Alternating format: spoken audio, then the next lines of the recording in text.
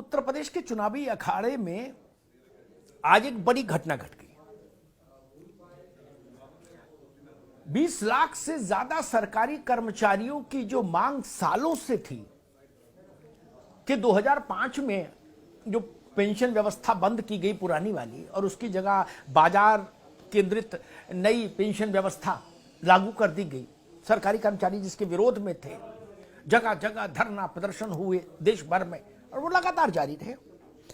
उसकी मांग वो निरस्त हो नई पेंशन योजना और उसकी जगह वही पुरानी वाली पेंशन जिससे कर्मचारी और उसका परिवार पीढ़ियों से यूज टू रहा है, पीढ़ियों से जिससे लाभान्वित रहा है, वो व्यवस्था उसको मिले।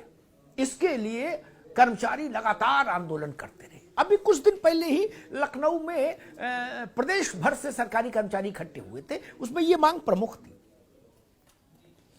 आज समाजवादी पार्टी के अध्यक्ष अखिलेश यादव ने इस नाजुक मसले पर अपना पत्ता खोल दिया। अखिलेश यादव ने कहा कि अगर हमारी सरकार आएगी तो हम पुरानी पेंशन लागू करेंगे। आपको मैं बता दूं कि पश्चिम बंगाल में पुरानी पेंशन लागू है। ममता बनर्जी ने वहां नई पेंशन नहीं चलने दी। दिल्ली ने भी कोशिश की थी कि नई पेंशन योजना की जगह पर पुरानी पेंशन योजना ही जारी रहे। दिल्ली विधानसभा में केजरीवाल ने एक प्रस्ताव पारित करा के भेजा, लेकिन वो प्रस्ताव एलजी के दफ्तर से फिर आगे नहीं बढ़ा। झारखंड में हेमंत सोरेन ने भी ये आश्वासन दिया था चुनाव से पहले, लेकिन वो अभी तक इस बात को कर नहीं पाए। अब अखिलेश यादव ने आज कर्मचारी संगठनों से कहा कि हम आएंगे तो पुरानी पेंशन व्यवस्था लागू करेंगे, ओपीएस। यकीन मानिए ये बहुत बड़ा दांव है। हो सकता है राजनीतिक दलों को अभी इस दांव की तासीर कम समझ आए, लेकिन ये दांव बड़ा है। हर सरकारी कर्मचारी और उसका परिवार इस मुद्दे से जुड़ा हुआ है। अगड़े से, पिछड़े से, हिंदू से, मुसलमान से, मंदिर से, मस्जिद से, हो सकता कुछ ही लोग जुड़े हों, कुछ ना भी जुड़े, लेकिन ये मुद्दा ऐसा है जिससे हर सरकारी कर्मचारी जुड़ा हुआ है। मैं इस मांग को लेकर संवेदनशील रहा और सरकारी कर्मचारियों के तमाम प्रतिनिधि मंडल मुझसे मिलते रहे। मैं अपनी सामर्थ्य पर उनका ये मुद्दा उठाता भी रहा। उत्तर प्रदेश के सरकारी कर्मचारियों के प्रतिनिधि कांग्रेस की यूपी की प्रभारी प्रियंका गांधी से भी मिले थे और उन्होंने कहा था कि आप ऐसा वादा करिए कि अगर कांग्रेस आई सरकार में तो हम ओपीएस लागू करेंगे, बहाल करेंगे। लेकिन शायद कांग्रेस ऐसा मन नहीं बना पाई और योगी आदित्यनाथ की सरकार में ये मुद्दा परवान चढ़ता, इसकी उम्मीद कर्मचारियों को भी नहीं थी, क्योंकि ये पेंशन बंद हुई थी और नई पेंशन चालू हुई थी तब जब अटल जी भारत के प्रधानमंत्री थे। उनकी सरकार के समय एक केंद्रीय कानून के जरिए ये व्यवस्था बनाई गई, एक नया मॉडल दिया गया और राज्यों ने उस नए मॉडल को अंगीकार किया। अब उस वक्त के बाद पहले दिन से मुझे याद है संघर्ष चल रहा है इस चीज को लेकर।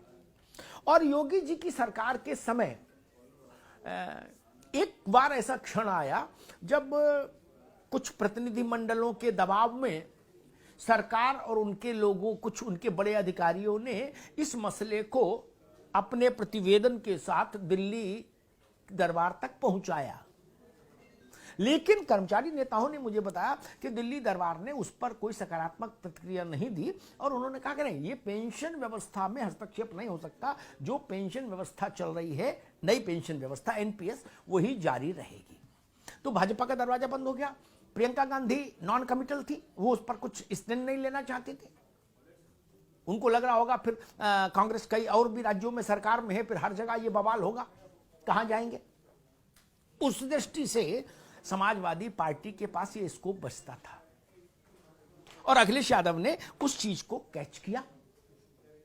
वो समाजवादी पार्टी जानती है कि चुनाव के दौरान जो सारी चुनाव की व्यवस्था है प्रशासनगत, जिसको हम लोग बोलते मशीनरी, मशीनरी क्या है? चुनाव आयोग का तो कोई स्टाफ है नहीं चुनाव कराने के लिए। सरकार की ही कर्मचारी ही मशीनरी होते हैं जो चुनाव आयोग के निर्देशों के तहत चुनाव कराते हैं। और ये जो मसला है ये उनके दिल का मसला है, और सपा ने इस पर एक सिक्का उछाला कि हमको जिताइए और हम पुरानी पेंशन व्यवस्था लागू कर देंगे। मुझे लगता है कि अब भारतीय जनता पार्टी और कांग्रेस दोनों को इस विषय पर सोचना होगा। बीएसपी का अब चूंकि काम करने का तरीका थोड़ा अलहदा है, वो बहन जी सोचेंगी कि नहीं सोचेंगी, लेकिन राजनीति अगर सिर गिनने का खेल है तो इस मुद्दे से जुड़े हुए सिर बहुत हैं। 20-22 लाख सरकारी कर्मचारी हैं उत्तर प्रदेश में, उन सब के परिवार जोड़ लीजिए, एक परिवार में 5 तो 1 करोड़ के पार। इसलिए ये मुद्दा बड़ा है। इसमें स्कूल का मास्टर है, इसमें पटवारी है, लेखपाल है, कंपाउंडर है, सिपाही है, वो सारी मशीनरी है जो उत्तर प्रदेश को चलाती है। मुझे लगता है ये एक बड़ा मुद्दा है और अब सारे दलों को सपा के बाद इस बड़े सवाल पर अपना मत स्पष्ट करना होगा। और अगर इस पर अभी भी कांग्रेस, बसपा और भारतीय जनता पार्टी टिप्पणी करने से बचेंगे तो मुझे लगता है फिर राजनीतिक तौर पर उनको इससे नुकसान भी हो सकता है। धन्यवाद।